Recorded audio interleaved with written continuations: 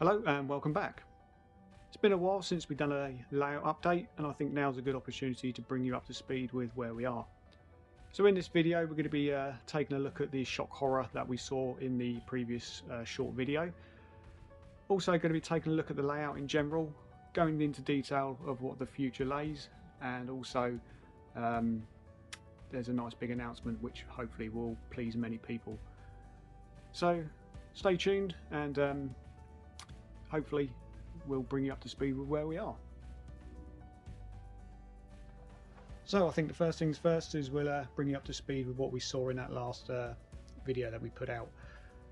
Now some of you may know already that an imminent house move was on the cards, and that's still going to happen. We sadly moved to this house 8 years ago and were blessed by hell-bent neighbours who just seem to want to make our lives a misery. There's only so much we can put up with. Of course, as you probably generally expect, it just gets to the point where living here is unbearable. I don't enjoy it, and it gives you no drive or motivation to want to do anything.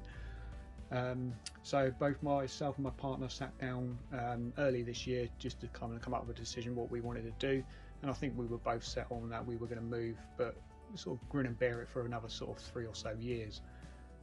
With that decision, I knew that there was going to be absolutely no hope of building the Laira side of the layout as well as the St David's side. It was just too much to do in that short time frame. I was also having some running issues on the two non-scenic areas of the layout. That's behind the back scene area, just behind where the river is, and of course the existing fiddle yard. Both of those were generally causing issues because they have gradients on them, and a lot of my lightweight stock, as they were travelling up and going around the bend, the leading wagons would jump off the track because of the weight of the train behind was just far too great. Again, with the fiddle yard, that caused a few issues, and it just generally wasn't becoming a very enjoyable layout to operate. So taking the factor of moving in a few years time, and the fact that I wasn't going to be building Laira, it made more sense just to abandon the Laira side, rip it out, and make the adjustments to the layout to make it more operational friendly. So with the Laira side and the two non-scenic areas kind of been dismantled from the layout, come the summertime this year we were again blessed with more hell-bent action from these idiots next door, and my decision from that point onwards was I've had enough, and I don't think I wanted to wait 3 more years for us to be able to move. So that was it. My decision was to move as soon as possible. Now for that, obviously we can't go until the summer of next year because my youngest one is just about to sit her exams at school, and it wouldn't be fair to take her out of school. So generally you've got a year or thereabouts, probably about half a year now as the video is going out, to take some action just to get as much of the Exeter St David's side of the layout built as possible. I actually wanted to kind of get it back in, get the tracks back up and running, and actually enjoy it for what it is. So we're going to go into detail of what I've been doing, and also bring you up to speed with what's coming up in the future as well.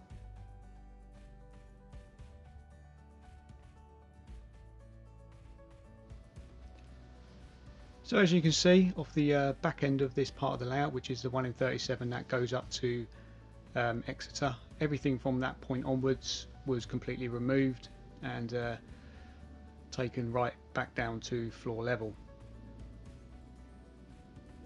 This obviously made a horrendous mess in the loft, which required a lot of tidying up, and as you can see, the corner here was redesigned, completely rebuilt, and the new entrance area to a fiddle yard was constructed and put in place. The track deck you see here was the one that was causing the most issues on this bend, where the wagons would literally jump off. So this whole track deck has been completely adjusted so it's back up on a level deck.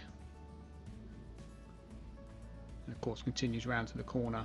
You can see just the difference here of how much we've had to raise that up just to bring the deck back up to its completely flat level.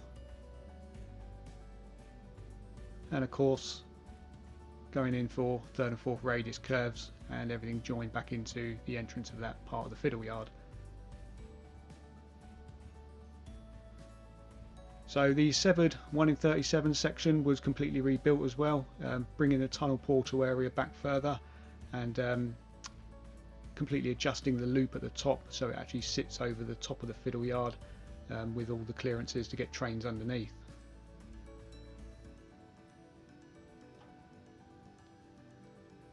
Again, fiddle yard sits nicely underneath, plenty of room,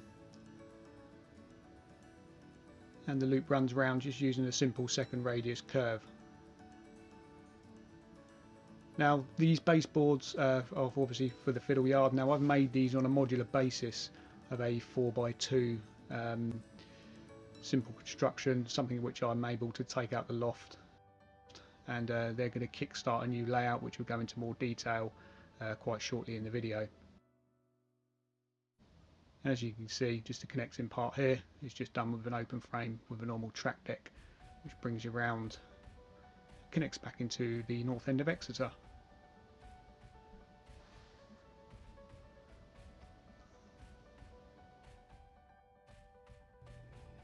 Okay, so I think now's a good opportunity to go through in detail of what we got coming up in the future and the big announcement in itself.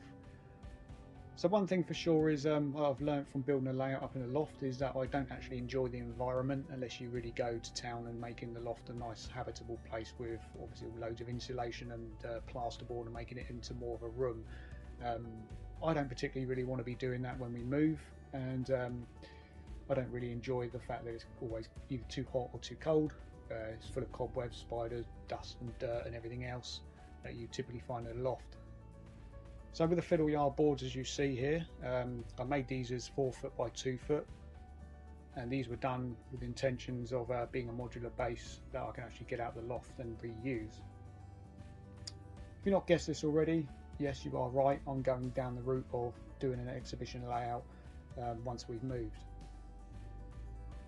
So I had 3 layouts in mind. Both of them are going to be based on the regions that we were going to be modelling up here, obviously either St David's or Laira.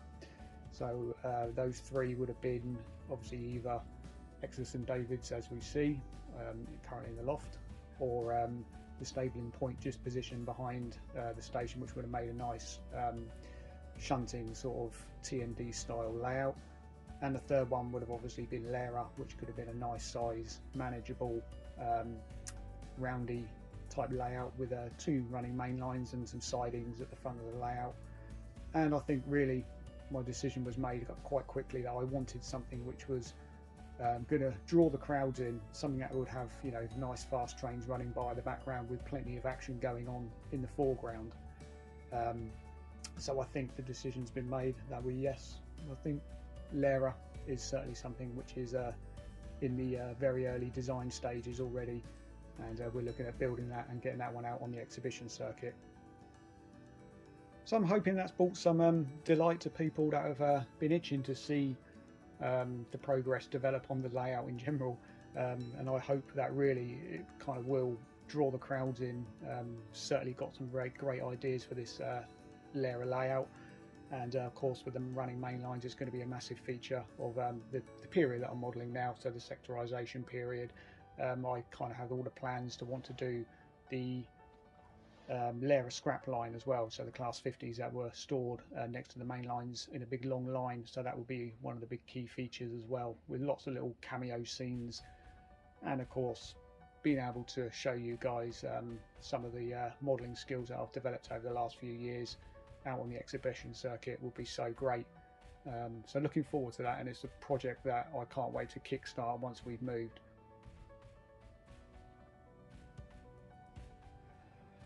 I'm sure there's probably many of you going to say, well, what's going to happen to the Exeter St David's side of the layout? I'm going to bring you up to speed with what's going on with that in a minute.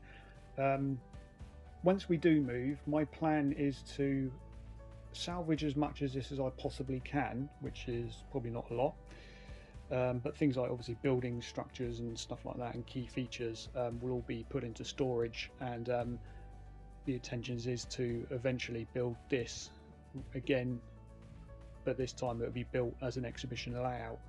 The plan is to obviously do the Laira one first. I want to keep that for a couple of years just to run it and get it out on the circuit, and eventually I'll probably sell that one on, and this is where I'll then turn my attentions to absolutely going down the lines of rebuilding this again. I must be mad, I must be really, because it's kind of been painstaking building this one, but doing it on an exhibition circuit. I'd love to get this out, and of course what you see at the moment isn't really a prototypical size. Obviously I have to scale it down because it's a loft, but when it goes out on an exhibition circuit, I've obviously got the ability to make it a little bit bigger. So the station itself isn't really the correct size. It's probably a good sort of 4 or 5 feet too short, so we'll be looking at doing something as close to scale perfect as we can. So all's not lost, and as it stands at the moment, I am continuing building on what we can on this, because I would like to see it sort of back up and running again, and just enjoy it for the effort that we put into this.